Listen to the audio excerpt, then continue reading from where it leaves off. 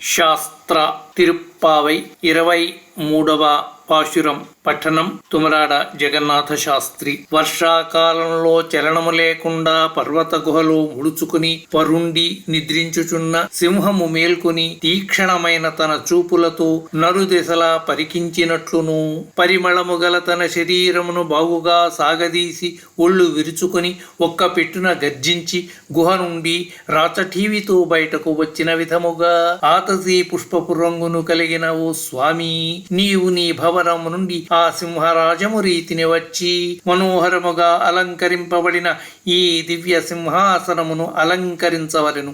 అటుపై మేము వచ్చిన కార్యము నెరుగవలెను అని స్వామిని గోపికలతో కూడిన ఆండాల్ తల్లి తమ మనోభీష్టాన్ని తెలియచేసింది. 23వ పాశురం సమాప్తం. 24వ పాశురం. అలనాడు బలి వలన దుఃఖితులైన దేవతలను రక్షించుటకు త్రివిక్రముడవై 3 లోకములను కొలిచిన వామనుడా, నీ 2 పాదములకును మంగళము.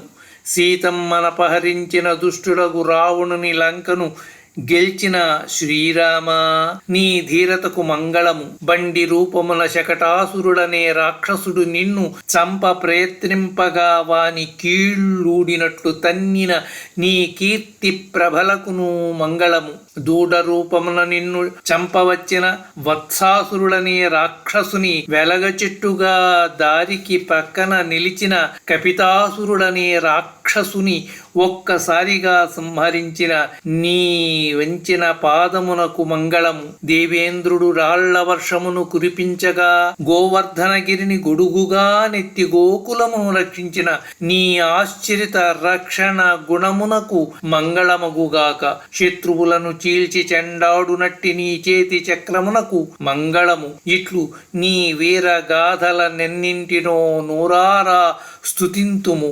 నీ నుండి మా నోములకు కావలసిన పరికరములను పొందుటకై మేము నేడు ఇచ్చటకు వచ్చియున్నాము. కావున మా యందు దయచేసి వానిని కృపతో ప్రసాదించుము అని గోపికలెల్లరూ స్వామిని వేడుకొనుచున్నారు.